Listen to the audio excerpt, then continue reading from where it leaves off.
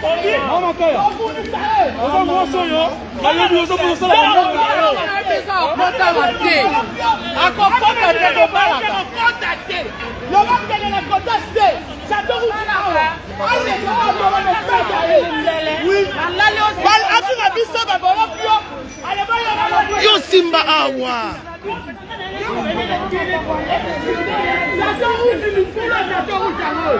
Mais à ça, le terrain, maman Makaya. Yo, c'est mon château rouge. À côté de là, il y a un essai. Château rouge, je vais confirmer. Et pas vu ce que tu as fait. Au sol, pas vu ce que tu as fait.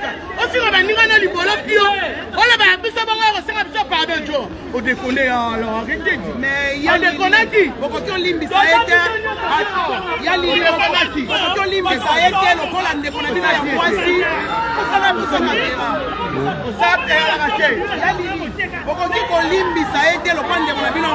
Kangama na ye. Sérieux.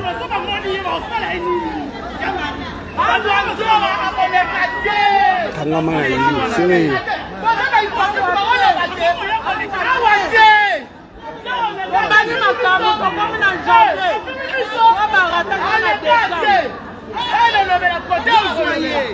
On les gâte. On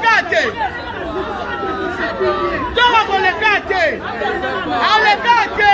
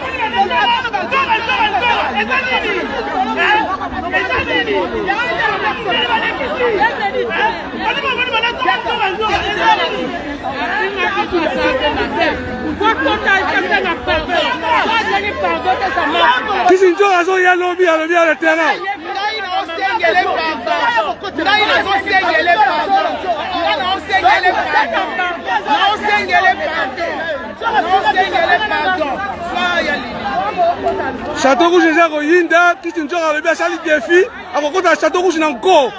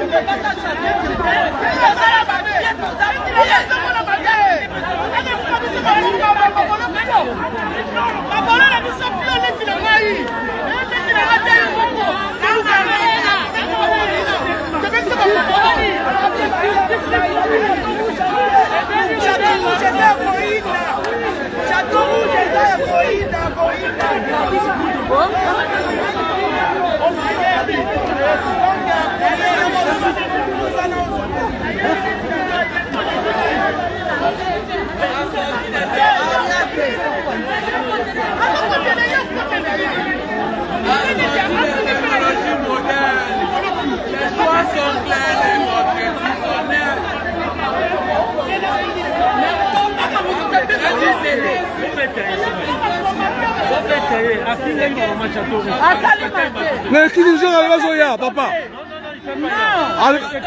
Ah, pas Zoya, c'est ça. Congolais. Non, madame, est-ce que il a marré dans la Koya? Non, non, non, non. Il y a un privé. On va me mettre dans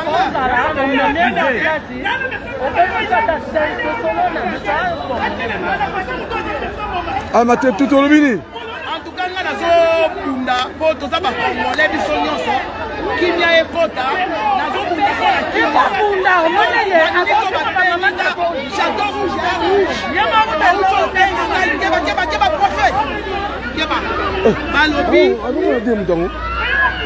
tu es malade? Tu vois pas toi? Il y avait quelqu'un. Mais il y avait quelqu'un. Quand on est rouge, tu m'as accroché là. Faut regarder. C'est là, on filmait. Donc, le problème qui est là, c'est que tozoluka bomoni château rouge indi tozo comprendre te to kiti mala moko mbangu na terrain château rouge eza ya koinda balobi njonga kokita château rouge eza ya koinda donc château rouge eza ya koinda guerre na guerre tozoyeba te chaud na chaud longola mama longola mama mais azoya lo balobi azoya lobi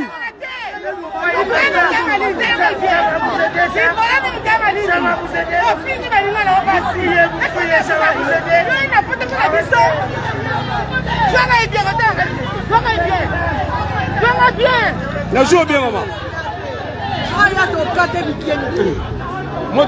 Najua bien maman.